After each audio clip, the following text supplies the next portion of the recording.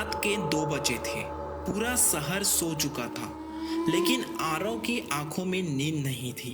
कमरे में सिर्फ मोबाइल की हल्की रोशनी थी और बाहर तेज बारिश हो रही थी। तभी अचानक उसके फोन पर एक अननोन नंबर से कॉल आया।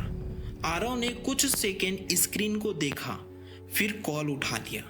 फोन के दूसरी तरफ कुछ पल तक सिर्फ भारी सांसों की आवाज आती रही।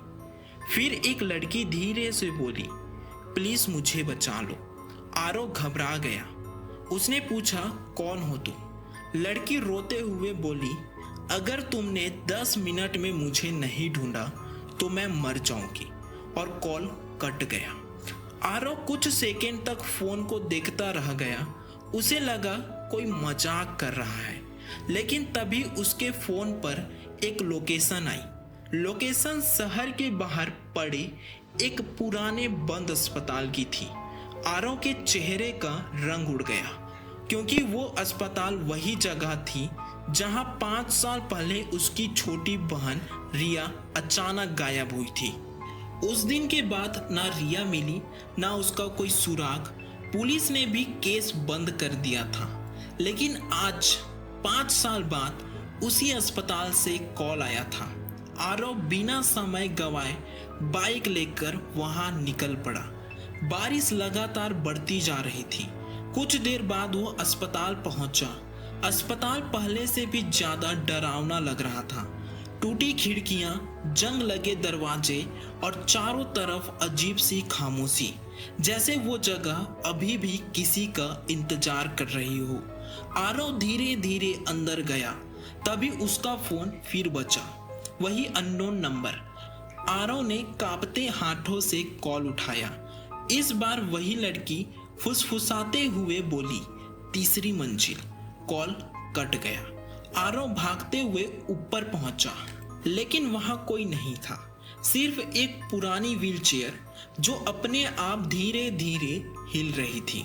आरव के शरीर में डर दौड़ गया। तभी उसकी नजर दीवार पर गई। दीवार पर खून से एक नाम लिखा था, रिया। आरव की सांसें रुक गई। तभी पीछे से किसी के चलने की आवाज आई। वो तुरंत पलटा, लेकिन वहां कोई नहीं था। अचानक अस्पताल की सारी लाइट्स अपने आप जलने लगी। कॉरिडोर के आखिर में एक कमरा खुला। दरवाजा धीरे धीरे अपने आप हिल रहा था। आरव डरते हुए अंदर गया। कमरे में एक पुराना टीवी रखा था। टीवी अपने आप ऑन हो गया। स्क्रीन पर एक वीडियो चलने लगा। वीडियो में रिया थी। वो कैमरे की तरफ देखकर बोल रही थी, भैया मुझे यहाँ से ले जाओ। आरव की आंखों में आंसू आ गए। तभी वीडियो अचानक बंद हो गया और पीछे से किसी ने उसके कंधे पर हाथ रखा। आरव डर के मारे पीछे मुड़ा, लेकिन वहां कोई इंसान नहीं था। सिर्फ एक छोटी बच्ची खड़ी थी। उसका चेहरा पूरी तरह जला हुआ था। वो धीरे से बोली, रिया अभी भी यही है। पूरा कमरा अचानक बर्फ जैसा ठंडा हो गया। वो बच्ची धीरे धीरे चलने लगी। आरव उसके पीछे पीछे बेसमेंट तक पहुंच गया। वहां एक बंद कमरा था। दरवाजा खोलते ही अंदर से बदबू आने लगी। कमरे के बीचों बीच एक टेप रिकॉर्डर रखा था। आरव ने कांपते हाथों से प्ले दबाया। अंदर से आवाज आई, अगर कोई ये टेप सुन रहा है तो समझ लो हम सब मर चुके हैं। ये अस्पताल के पुराने डॉक्टर की आवाज थी। डॉक्टर बताने लगा कि इस अस्पताल में बच्चों का गैर कानूनी एक्सपेरिमेंट होते थे। रिया भी उन्हीं बच्चों में से एक थी। लेकिन एक रात सभी बच्चे अचानक गायब हो गए। उसके बाद अस्पताल हमेशा के लिए बंद कर दिया गया। आरव की आंखों से आंसू निकलने लगे। उसे समझ आ चुका था, उसकी बहन शायद अब इस दुनिया में नहीं थी। तभी पीछे से वही आवाज आई, भैया। आरव धीरे धीरे पीछे मुड़ा। रिया वहां खड़ी थी, सफेद कपड़ों में, चेहरे पर हल्की मुस्कान। उसकी आंखों में आंसू थे। रिया धीरे से बोली, अब मुझे दर्द नहीं होता।